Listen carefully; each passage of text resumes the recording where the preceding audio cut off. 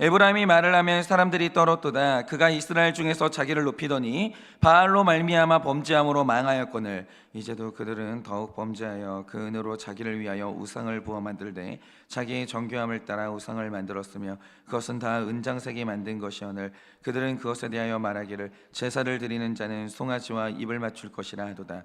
그러므로 그들은 아침 구름 같으며 쉬 사라지는 이슬 같으며 타작마당에서 광풍에 날리는 쭉정이 같으며 굴뚝에서 나가는 연기 같으리라. 그러나 애굽 땅에 있을 때부터 나는 내 하나님 여호와라. 나밖에 내가 다른 신을 알지 말 것이라. 나 외에는 구원자가 없느니라. 내가 광야 마른 땅에서 너를 알았거늘 그들이 먹여준 대로 배가 불렀고 배가 부르니 그들의 마음이 교만하여 이로 말미암아 나를 잊었느니라. 그러므로 내가 그들에게 사자 같고 길가에서 기다리는 표병 같으니라. 내가 새끼 이른 곰같이 그들을 만나 그의 염통 거풀을 찢고 거기서 암사자같이 그들을 삼키리라. 들짐승이 그들을 찢으리라. 이스라엘아, 내가 패망하였나니 이는 너를 도와주는 나를 대적함이니라. 전에 내가 이르기를 내게 왕과 지도자를 주소서 하였느니라. 내 모든 성읍에서 너를 구원할 자 곧 내 왕이 이제 어디 있으며 내 재판장들이 어디 있느냐. 내가 분노함으로 내게 왕을 주고 진노함으로 패하였노라. 에브라임의 불의가 봉함되었고 그 죄가 저장되었나니 해산하는 여인의 어려움이 그에게 임하리라. 그는 지혜 없는 자식이로다. 해산할 때가 되어도 그가 나오지 못하느니라. 내가 그들을 수올의 권세에서 속량하며 사망에서 구속하리니 사망 안에 재앙이 어디 있느냐. 수올의 멸망이 어디 있느냐. 뉘우침이 내 눈앞에서 숨으리라. 그가 비록 형제 중에서 결실하나 동풍이 오리니 곧 광야에서 일어나는 여호와의 바람이라. 그의 근원이 마르며 그의 샘이 마르고 그 쌓아둔 바 모든 보배의 그릇이 약탈되리라. 다 같이 읽겠습니다. 사마리아가 그들의 하나님을 배반하였으므로 형벌을 당하여 칼에 엎드러질 것이요 그 어린아이는 부서뜨려지며 아이벤 여인은 배가 갈라지리라. 아멘. 네, 지금 제가 한 번은 이제 오늘 아침에 이제 갑자기 이제 그런 생각이 들었는데, 제가 이제 설교를 하고 이제 뭐 가끔 이제 누가 이제 댓글 달아주시면은 이제 댓글을 보는데, 저는 이제 누군지는 모르겠는데 어떤 분이 이제 그런 상황에 있는 것 같아요. 아버지가 지금 연세 드셔서 노안이 오셨고 지금 이제 혼수 상태신 것 같아요. 그래서 아버지가 이제 임종을 맞이할 때까지 참 영광스럽죠. 이 설교를 이렇게 귀에다 틀어드리면서 영접하실 수 있도록 계속 이제 의식이 없으신 아버지 귀에 이제 말씀을 들려드리고 있대요. 말씀이 들렸으면 좋겠고, 의식이 없으신 아버지가 말씀이 들렸으면 좋겠고, 이 말씀이 이제 아버지의 구원하고 연결됐으면 좋겠다라는 마음이 들어요. 근데 오늘 아침에 유독 이제 그런 마음이 들어서 오늘 아침에 이제 선포되는 말씀은 지금 의식이 없으시지만 꼭 구원받기를 바라는 그 어르신의 귀에 말씀이 들리기를 좀 바라면서 그렇게 오늘 말씀을 좀 나누고자 하는데, 이제 우리는 이제 호세아서를 마무리하게 됩니다. 내일이면 이제 완전히 마무리를 하게 되는데, 우리가 이 마지막 호세아서를 맞이하면서 하나 이제 흥미로운 지점이 있어요. 그게 뭐냐면, 우리가 이제 오랜 시간 동안 욥기를 묵상했는데 재밌어요. 욥기의 구조가 뭐냐면 시작이 고난입니다. 그러되 끝은 2배의 축복이에요. 여러분, 이거 예사롭지 않은 구조예요. 시작은 고난인데 그런데 끝은 2배의 축복이에요. 욥이 귀로만 듣던 하나님을 눈으로 봐요. 그 만납니다. 그런데 반대로 호세아는 뭐냐면 시작이 풍요로 시작을 해요. 호세아의 시작은 절대로 끊어지지 않는 하나님의 사랑으로 시작해요. 그런데 그 하나님의 이 사랑의 끝이 뭐냐? 고난이에요. 그러니까 이 호세아서의 가장 마지막 말씀이 뭐냐 하면 내일 보시면 아시겠지만 죄인은 그 길에 걸려 넘어지리라, 이렇게 얘기해요. 여러분, 이 구조 재밌지 않으세요? 욥기는 시작이 고난으로 시작해요. 그리고 끝이 축복으로 끝나요. 호세아서는 시작이 풍요로 시작합니다. 끝이 고난으로 끝나요. 그러면 우리가 띵크해봐야 될 게 이거예요. 왜 그러냐면 뭐냐면, 왜 끊어지지 않는 하나님의 사랑은 고난과 징계로 나타나야 되는가? 왜 고난은 축복인가? 근데 그 이유와 원리를 말해주는 게 그게 오늘 말씀이에요. 하나님은 분명히 우리를 사랑하시고 그 사랑은 끊어지지 않는데 왜 하나님의 사랑은 마지막에 고난으로 끝나야 되는가? 왜 그 하나님이 사랑하는 자에게 고난을 줄 수밖에 없는 것인가? 그 굉장히 중요한 영적인 원리가 오늘 말씀에 나와 있는 거예요. 그래서 오늘은 왜 그럴 수밖에 없는 것인지 이걸 좀 이제 나눠보려고 하는데, 이게 구속사에서 굉장히 중요한 주제예요. 한번 들어보세요. 먼저 우리가 왜 고난이 축복이 될 수밖에 없는가, 왜 그게 우리에게 필요한가, 이 주제를 이야기하려면 시편의 가장 첫 시인 시편 1편부터 이 논의를 출발을 해야 되는 거예요. 자, 시편의 많은 주제 중에 하나님이 가장 먼저 첫 번째 시로 이 시를 정하셨다면 이것이 시편의 가장 중요한 메시지고, 이후에 나오는 모든 시편의 내용을 해석하는 열쇠는 시편 1편에 있는 것이죠. 그러면 여러분, 시편 1편의 주제가 뭡니까? 복 있는 사람이 누구냐는 거예요. 너무 중요하죠. 복 있는 사람은 누구냐? 다윗이 가장 먼저 던지는 주제가 이거예요. 여기서 우리는 이 땅을 살아가는 모든 사람들에게 하나님이 정말 주고자 하시는 복의 개념이 뭔지를 알 수 있는 거예요. 도대체 하나님이 주시는 복이 뭐예요? 이 복이 임했으면 여러분 복 받은 게 맞는 거예요. 그럼 복이 뭡니까? 그런데 시편 1편 1절을 보면 복을 설명하기 위해서 복과 반대되는 개념을 먼저 설명하는데, 여러분, 뭔가가 복스럽다, 너무 복되다, 이 복의 반대말이 뭐예요? 그거는 악하다예요. 재미있지 않습니까? 여기서 우리는 굉장히 중요한 사실을 알게 되는데, 그게 뭐겠습니까? 복의 반대는 궁핍이 아니에요. 복의 반대는 재앙이 아니에요. 복의 반대는 악이에요. 세상에서 가장 복이 없는 사람이 누구냐? 돈 없는 사람, 아픈 사람, 자녀가 말 안 듣는 사람이 아니고요, 악한 사람이 제일 복이 없는 사람이에요. 복을 못 받은 사람이에요. 복을 못 받은 사람은 악해요. 왜입니까? 그러니까 1절 5절에 나오는 것처럼 악한 사람은 사람의 인내로는 절대로 견디지 못하는 처절한 심판이 그를 기다리고 있기 때문이에요. 악한 사람은요, 1도 복이 없는 사람이에요. 복을 못 받았으니까 사람이 악해지는 거예요. 그래서 진짜 복음이라는 게 뭐냐면, 악한 자에게 장차올 무서운 심판이 있다는 것을 미리 말해주는 게 복음이에요. 그 복음입니다. 이게 믿어지는 사람이 택자인 거죠. 돈이 없는 게 복이 없는 게 아니에요. 건강이 없는 게 복이 없는 게 아니에요. 오늘 내가 악해지는 게 제일 복을 못 받는 거예요. 그러므로 가장 복된 사람이 누구냐 하면, 내 죄에 대해서 눈뜨고 그 죄에 대해서 벗어난 상태, 이게 성경이 말하는 복이고 수지맞은 거예요. 죄가 보이는 게, 죄를 끊어내고 죄에서 떠날 수 있는 거 뭐냐면 그 복 받은 거예요. 완전 수지맞은 거예요. 그러면 도대체 악을 분별하고 복된 길로 가려면 그거 어떻게 해야 되냐 이거예요. 여러분, 죄는 언제 보이는 거예요? 죄를 떠날 힘은 어디에서 오는 거예요? 그런데 이 시편에서 보면요, 다윗이 대가예요. 방법 딱 하나밖에 얘기를 안 해요. 그게 뭐냐? 시편 1편 2절에 말하는 것처럼 여호와의 말씀이 즐거워야 되는 거예요. 여호와의 율법이 즐거워 주야로 묵상하는 자는 그게 저절로 된다는 거예요. 다시 말해서 말씀 들려야 돼요. 그러니까 지금도 우리 목자님들이 사역을 열심히 하고 있잖아요. 근데 사역자들이 탈진하는 때가 있어요. 언제냐면 성품하고 의지로 사역하잖아요. 탈진해요. 여러분, 사람한테 말씀이 들리잖아요. 저절로 되어지는 게 있는 거예요. 그러므로 우리 목자님들이 해야 될 게 뭐냐면 죽어라고 말씀 들어야 돼요. 일단 내가 말씀이 들려야 되고 그 다음에 말씀 전달만 하면 되는 거예요. 모든 사역이 있잖아요. 말씀 떠나가지고 내가 뭘 해보려고 하잖아요. 목사도 마찬가지예요. 말씀이 떠나가고 내가 뭘 해보려고 하잖아요. 바로 탈진하는 거예요. 말씀 들려야 돼요. 여러분, 성품으로 의지로 내가 악을 떠나보려고 한다? 안 되는 거예요. 악은요, 성품으로 버리는 게 아니에요.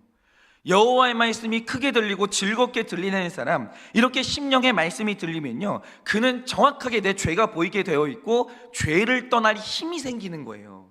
그래서 주님의 율법을 즐거움으로 주야로 묵상하는 것이 천국문의 열쇠를 가진 형통한 사람이라는 거죠. 그런데 잘 보세요.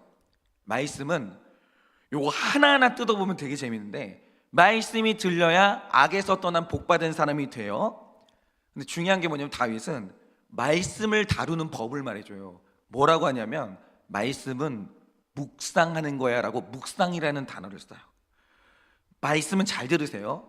말씀은 묵상하는 거예요. 말씀은 감상의 대상이 아니에요. 말씀은 다윗 그대로 묵상해야 되는데 묵상의 대상인 거예요. 그런데 이 묵상이라는 단어가 보통 단어가 아닌 거예요. 여러분, 이 묵상의 히브리어가 하가라는 단어인데, 이 하가가 어디에서 나온 단어냐면, 비둘기가 뭔가를 애타게 찾으면 구구구 이렇게 울면서 우는 소리를 내면서 막 찾아다녀요.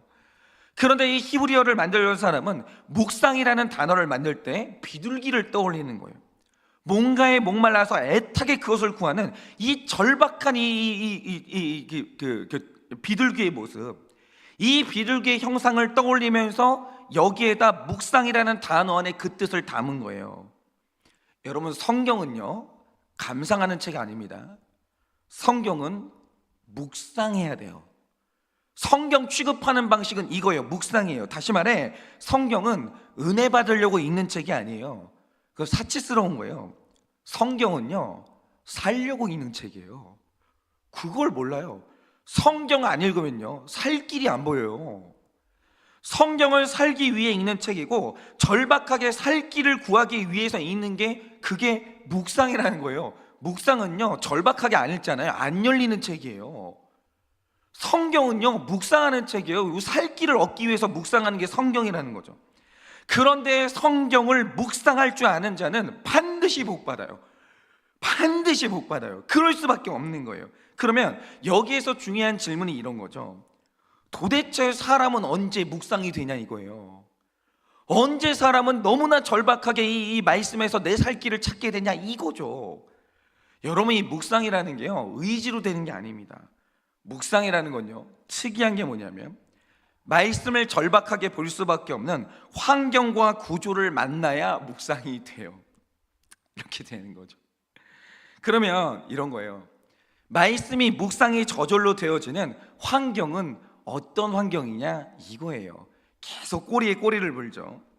그래서 오늘의 이제 말씀이 들리는 이 구속산에서 말씀이 들렸던 환경의 변천사를 이제 말해야 되는 거예요. 자, 우리가 제일 먼저 천지창조의 시점으로 돌아가 볼게요. 제가 하나 여쭙겠습니다. 우리가 흔히 기복이라고 하는데, 이 기복의 한자 뜻이 뭐냐면 기원할 기 복복자거든요. 그러니까 사람이 신앙생활하면서 먹을 게 많고 질병이 없고 자녀가 잘 되고 물질이 풍성하기를 구하는 걸, 이걸 기복신앙이라고 하는데, 그럼 궁금해지는 게 물질의 복이라는 거 있죠. 그러니까 우리 삶에 이제 모든 게 이제 풍성해지는 이게 성경적으로 나쁜 거냐 이거예요. 다시 말해서 물질의 풍요를 하나님이 악으로 보시냐 이거죠. 답이 뭐냐 하면, 물질의 풍요는 원래 하나님이 계획하고 계신 거예요. 사람이 수명이 길어지고 건강해지고 자녀가 많아지고 그의 삶에 물질이 많아지는 이 풍요, 이게 원래 하나님의 최종 목적이에요. 이게 하나님의 우리를 향한 기쁘신 뜻인 거예요. 그 증거가 뭐냐? 최초에 하나님이 죄가 없는 아담에게 에덴 동산을 선물로 주셨는데, 거기에 병이 없어요. 죽음이 없어요. 가난은 아예 없어요. 배고픔도 없어요. 전혀 없어요.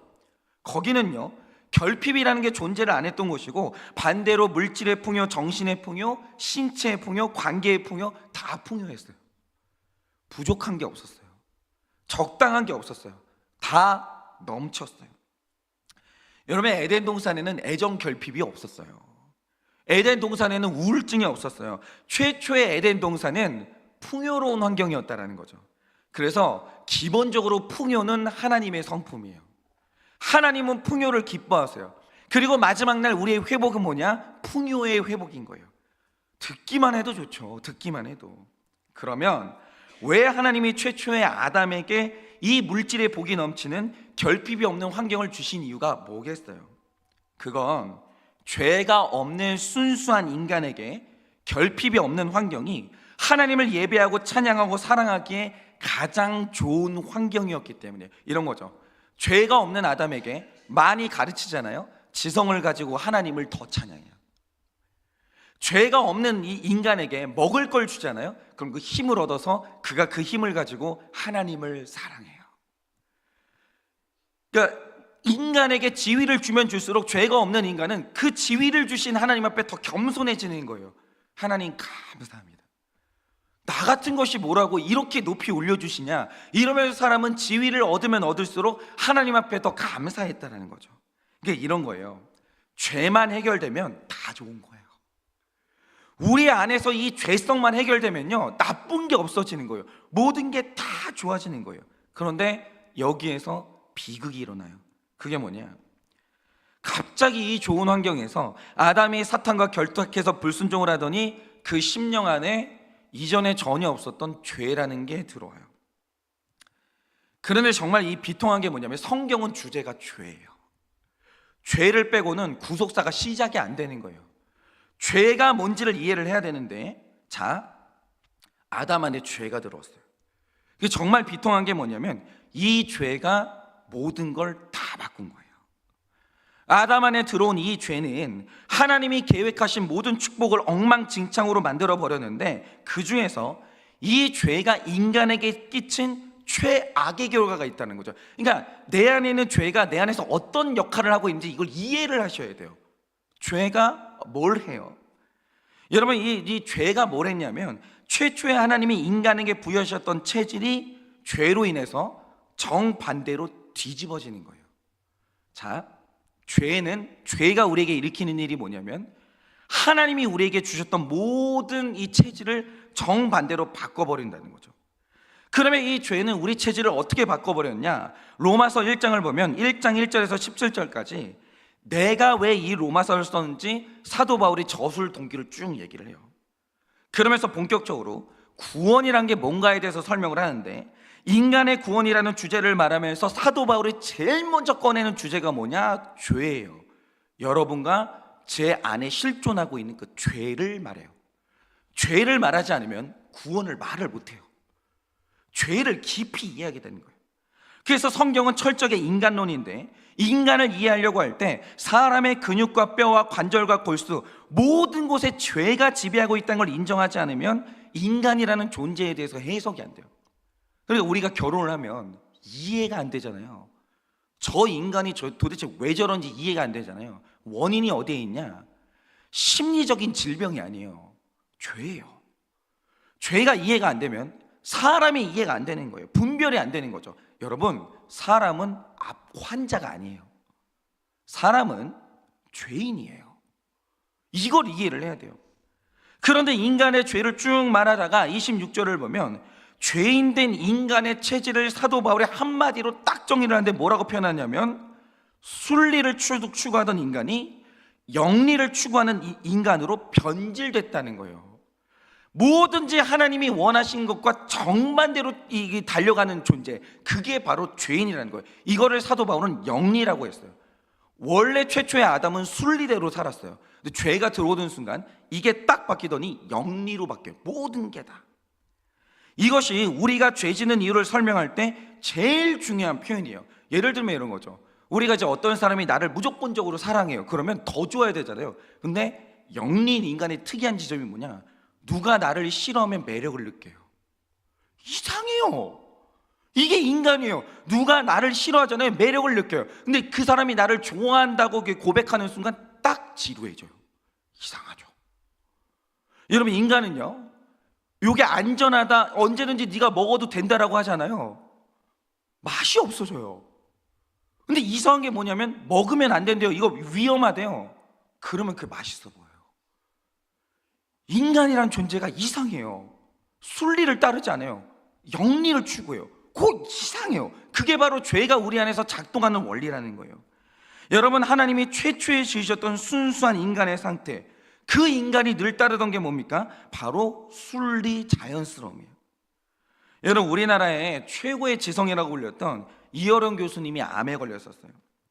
근데 이게 이제 알려질 당시에 인터뷰를 하나 하셨거든요. 그 당시에 이제 이분이 이미 회심한 상태였는데, 기자가 질문한 게 뭐냐? 암이 걸린 이 상태에서도 여전히 비전이 있으세요? 물어봤어요. 그분은 지금도 내가 비전이 있다는 거예요. 그러면 암 환자에게 비전이 뭡니까? 물어본 거예요. 그러니까 그분이 대답하신 게 뭐냐? 이게 저도 굉장히 깊었는데, 그분이 사람의 인생에서 도달할 수 있는 4가지 이 경지가 있다고 얘기했어요. 먼저 사람이 도달할 수 있는 가장 낮은 경지가 뭐냐? 바로 임법지예요. 즉, 사람은 땅에서 나는 것을 먹고 땅에 발을 디디고 살고 있기 때문에 땅을 따라야 된다는 거예요. 땅이 없으면 사람이 없다라는 거죠. 그런데 땅을 추구하는 것보다 윗단계가 있다는 거예요. 그게 바로 집업천이에요. 여러분, 우리가 땅을 디디고 살고 있는데 그러면 그 땅은 어디에 의존하고 있어요? 그게 바로 공간에 의존하고 있어요. 우주라는 공간에 떠 있는 게 지구라는 거죠. 그러니까 지금 우리에게는 하늘, 즉 우주가 없으면 우리가 서 있는 땅이 없다는 거예요. 그리고 그 우주는 지구만 품고 있는 게 아니라 해도 품고 달도 품고 별도 품고 있잖아요. 그러니까 땅보다 높은 게 하늘이라는 거예요. 윗단계로 올라가죠, 하늘을 의식하기 시작하면. 그런데 하늘보다 높은 게 있어요. 그게 뭐냐면 천법도예요. 즉 하늘은 질서에 무릎 꿇고 있다는 거예요. 여러분, 지금 하늘의 별자리들이 이렇게 조용히 평화를 이루는 이유가 뭡니까? 부딪히질 않아요. 별들이 서로의 자리를 정확하게 지키는 질서를 철저히 따르고 있기 때문에 태양계가 생존을 하고 있는 거예요. 만약에 우주의 질서가 무너지면 애초에 별들끼리 무너지고 환경이 어그러지면서 모든 생명이 파괴돼요. 그래서 하늘보다 위에 있는 게 질서라는 거예요. 야, 진짜 멋있죠? 그런데 마지막에 이 질서보다 더 높은 경지가 있는데 그게 뭐냐? 그게 바로 도법자연이라는 거예요. 즉 도는 자연스러운 것에 순응한다는 거예요. 그러면 자연스러움이라는 게 뭐냐? 여러분, 세상에 존재하는 것 중에 저절로 된 게 없다는 거예요. 질서는 누가 만들었어요? 하늘은 누가 만들었어요? 땅은 누가 만들었어요? 그러니까 세상에서 제일 자연스러운 게 뭐냐면 세상에 저절로 되는 게 없다는 거예요. 언제나 이 세상에 존재하는 모든 것은 원인이 있다는 거예요. 그리고 우리는 모든 것의 원인 대신 존재를 뭐라고 부르냐? 신이라고 부른다는 거예요. 그래서 세상에서 가장 높은 경지의 삶, 가장 자연스러운 삶이라는 게 뭐냐? 하나님을 예배하는 삶이라는 거예요. 이어론 교수님이 암에 걸려서 거기까지 간 거예요. 땅을 넘어서서 하늘을 받고, 하늘을 넘어서서 질서를 받고, 이 질서를 넘어서 이 모든 것을 창조하신 하나님을 만난 거예요. 그리고 가장 인간에게 자연스러운 게 뭐냐? 하나님을 예배하는 삶이라는 거죠. 그래서 최고의 경지는 뭐냐? 자연스럽게 사는 거예요. 하나님이 말씀하시면 순종하는 거, 이게 인간 인생에서 제일 자연스러운 거라는 거예요. 그래서 최초 아담은 가장 높은 경지에서 살았죠. 그게 뭐냐? 하나님의 말씀대로 자연스럽게 사는 거예요. 최고 높은 경지의 삶인 거죠. 이게 최고의 삶인 거예요. 가장 자연스러운 거예요. 하나님이 정해주신 대로 사는 것. 그런데 최고의 삶을 살아가던 인간 안에 죄가 들어오면서 최악의 경지로 떨어지고 말았는데 그게 뭐냐? 예배하는 삶이 아니고 우상을 예배하는 삶이에요. 이게 오늘 말씀에 나오는 거예요. 왜 하나님이 우리를 때릴 수밖에 없냐?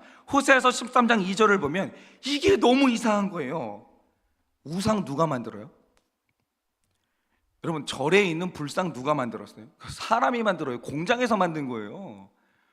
나무 하나 가져다가 눈 감고 입 감고 사람이 딱 만든 거예요. 사포질 해가지고. 그런데 내가 이걸 만들었거든요. 내가 만든 다음에 그 창조자가 내 창조물을 앞에 이렇게 앉혀놓은 다음에 절을 하기 시작해요. 복 달라고. 하나님은 이게 너무 이상한 거. 이게 왜 이런 짓을 하냐? 죄가 이런 일을 하는 거예요. 사람을요 돌게 만들어요. 세상 신이 우리에게 하는 일이 뭐냐면 사람을 혼미하게 만드는 거예요. 자연스러운 걸 넘어서서 영리로 가게 만들어요. 그런데 왜 이런 일이 일어납니까? 인간이 죄를 짓는 순간 체질이 바뀌어버린 거예요. 순리를 거스리는 영리를 추구하는데 사람이 그게 재미있어요. 그게 맛있어요. 그게 매력 있어요. 해달별을 보면서 그걸 만드신 하나님을 예배하는 게 아니라 창조된 해달별에게 절을 하기 시작해요.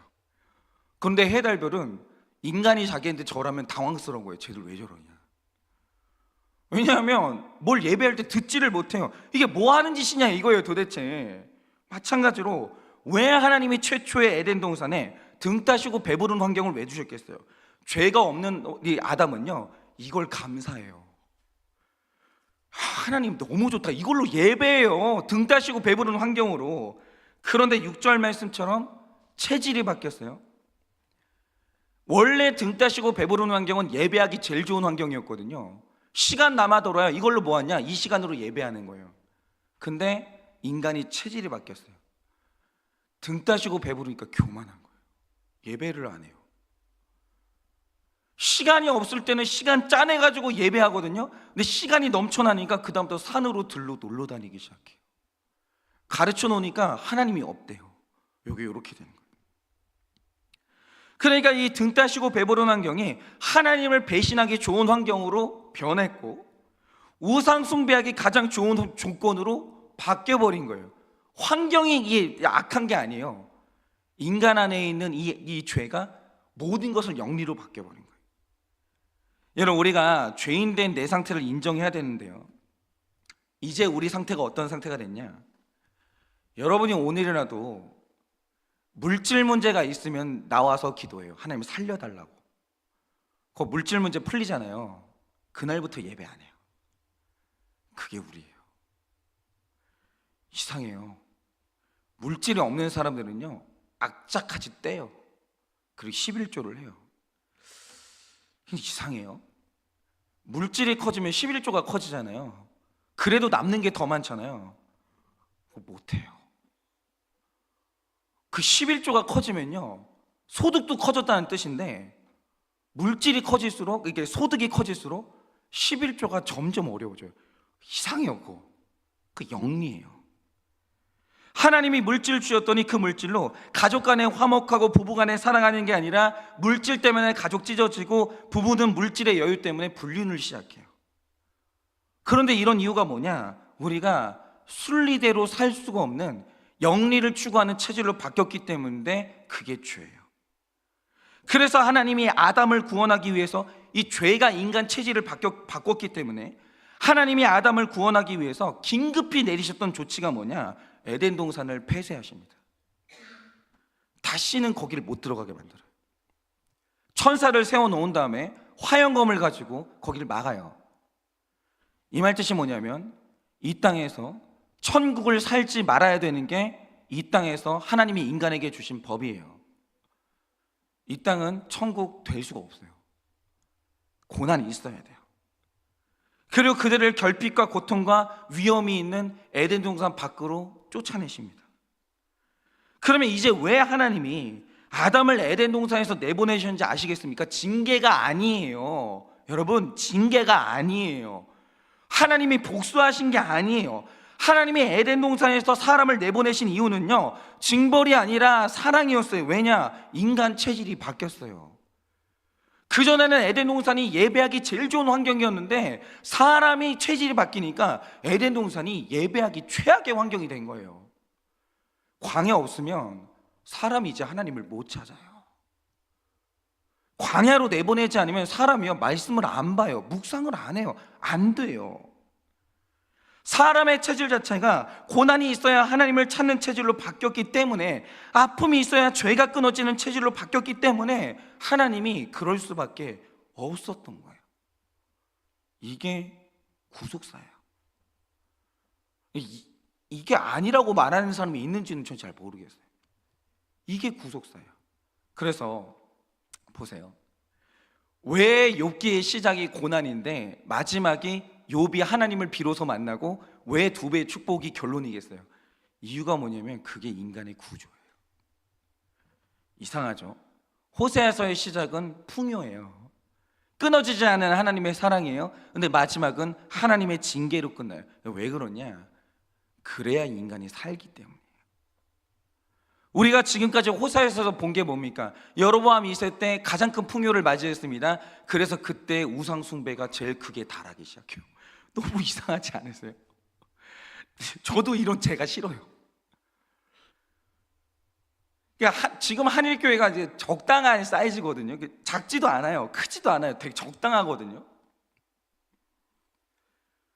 지금 제가 이게 아직은 투지가 있어요. 날마다 이렇게 말씀 보는 게 즐거운 투지가 있거든요. 이상하죠? 그러면 내가 앞으로 이제 그 동역자들이 많아지고 그 동역자들과 이제 말씀을 나눠요. 그럼 시간이 많아지겠죠? 그럼 시간 많아지면 와, 장난 아니다. 시간 많다. 나는 앞으로 말씀을 더 즐겁게 더 많이 묵상해야지, 이럴까요? 아닌 걸 제가 아는 거예요. 시간 많아지면요, 왠지 딴짓할 것 같아요. 그러니까 그게 제 체질이에요. 하나님이 우리를 아시고 여러분과 저의 체질은 죄송한데 그래요. 그게 죄예요. 아무도 여기서 못 벗어나요. 그래서 호세아서의 결론은 사랑인데 그 하나님의 사랑이 어떻게 나타나는가? 하나님이 주시는 고난으로 나타나요. 왜냐? 우리의 체질이 하나님 한 분으로 만족하지 못하는 고멜로 변했기 때문에 우리가 구원받으려면 이 조치가 반드시 필요한 거예요. 그래서 오늘은 저는 호세아서를 마무리하는 게 오늘은 제가 마지막인데 이렇게 말씀드리고 싶어요. 고난은 축복이에요. 저는 인정합니다.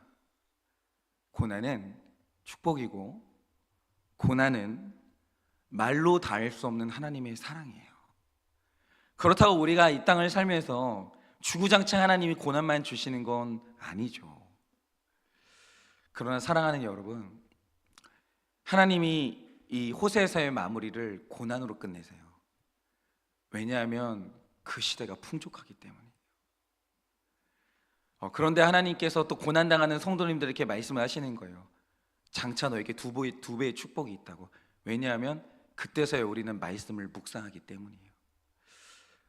오늘 이 원리를 깨달으시고 우리를 너무 사랑하시는 하나님께서 호세아서의 마지막을 이 고난으로 끝낼 수밖에 없는 이 하나님의 깊은 사랑을 이해하셔서 오늘도 고난이 축복인 것을, 이 고난이 없으면 구원받을 수 없는 나를 보시고 이 길을 잘 걸어가시는 여러분 되시기를 예수님의 이름으로 축원합니다.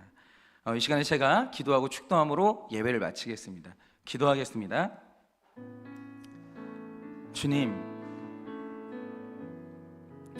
주님께서 왜 나에게 내 죄를 끊임없이 알려주시는지 몰랐습니다.